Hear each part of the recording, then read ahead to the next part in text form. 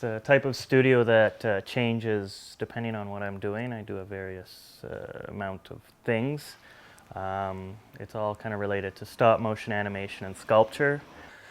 You know, I like to collect little bits of toys and pieces of plastic and fabric, and I actually acquired some of these things from a friend, little bits of metal and beads and paper, and she had this collection of swords that I've adopted. Screws and hooks and little pieces of metal and gears from remote control cars that I've used for other works and motors. This area to be kind of where I work on smaller things, maybe just drawings and working with the hot glue gun a lot here. You can see I probably need a new one. Here is where I cut most of my wood. I wish I had a little more space for this because the mess of this kind of blends into the rest of the studio. This space is kind of what I feel is the cleanest area in terms of it's a straight wall, straight floor, and it's where I shoot my animations, but also where I kind of put the sculptural components together. In a sense, creating the set for the animations, but also the actual finished sculpture, which will kind of be the same thing. And if I'm working on anything that's maybe slightly toxic, melting plastic or using spray paint or whatnot, I could kind of open the door, and it's not too harmful. Based on the way I work, I generally find a way of doing something in this space.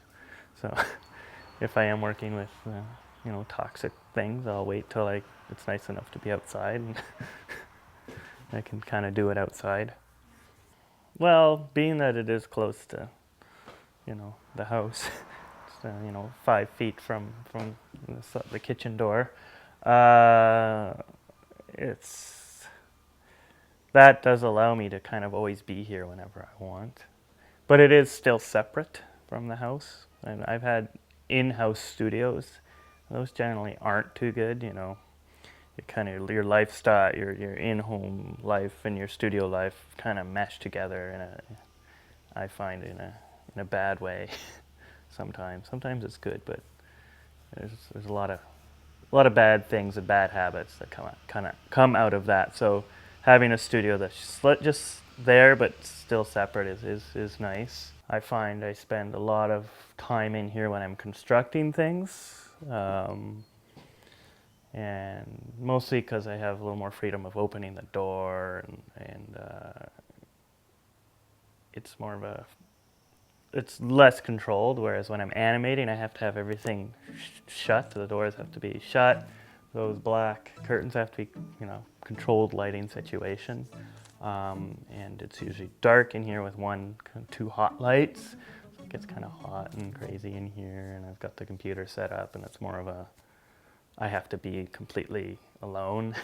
Well, I do use the computer a lot, and that's my office in the house, which is a much smaller space, which is part of my process is my ideas come out of working, so there's a mix of my ideas being in kind of a smaller space, in terms of research and stuff, and then here where it's process-based. So I had a plan to have my computer and everything and have this kind of bounce of clean space and not clean space, and that was the ideal situation. And the barn over there was supposed to be kind of where I did wood and storage, but that barn's not quite converted yet, This space is more my clean space in the way that it's only what I'm working on at the time. It's just enough space for me to work in terms of ceiling height, and generally my pieces don't get longer than 20 feet or higher than 10 feet. I know with the mountain piece I couldn't photograph the whole thing from a good distance because it was 20 feet. It actually didn't well, it fit, but because of this I couldn't really photograph the whole thing, and I imagine for this piece I'm going to be in the same situation, so I'm going to have to transport that somewhere where I'll photograph it. I've had dance parties in here before, and so it's definitely like I don't really like keep the door locked all the time, and I'm not afraid to to show my work in progress or anything. So it's more of a social studio type space. And then I've always had the kind of dream studio thing going in my head, just because you're never really satisfied with the studio, so you always, oh, I wish I had this kind of studio, with like catwalk and, all these various spaces that could be different things. And my family, my grandparents, all come from southern Saskatchewan, farmers, grew up poor, that whole story. And I think there's an element in that's definitely part of what I am and what I do as an artist. I know there's an element of like the prairie, the prairie artist is I feel like I'm part of that group of artists in Canada. So all the little details inside come from all these little bits that I'd find in here, and then a mix of wood and well, I've been using this is mostly made of little pieces of wood and stuff that I paint, and but everything is kind of wheels turning. It's a way of kind of controlling your own world.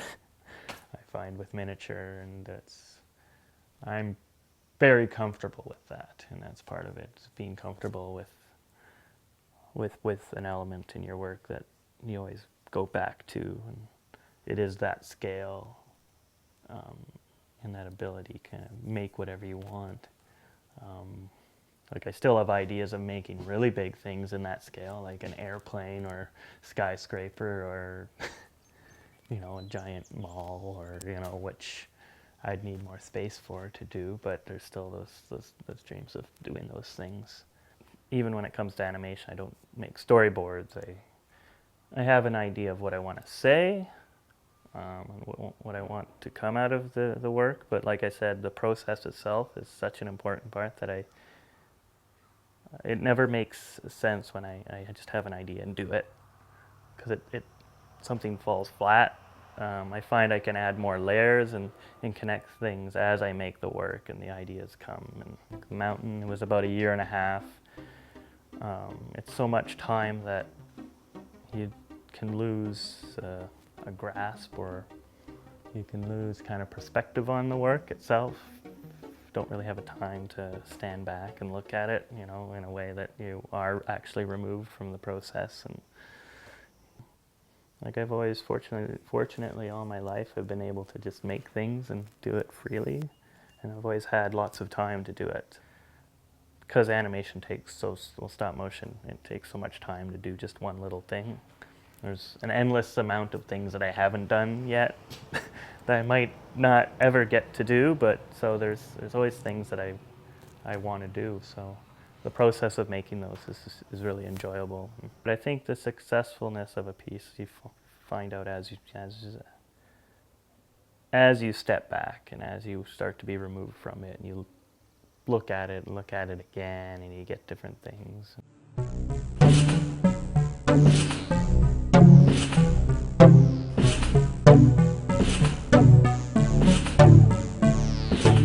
Much higher end armatures than I've ever really worked with before. So, like they're, oh, guys, it's in there.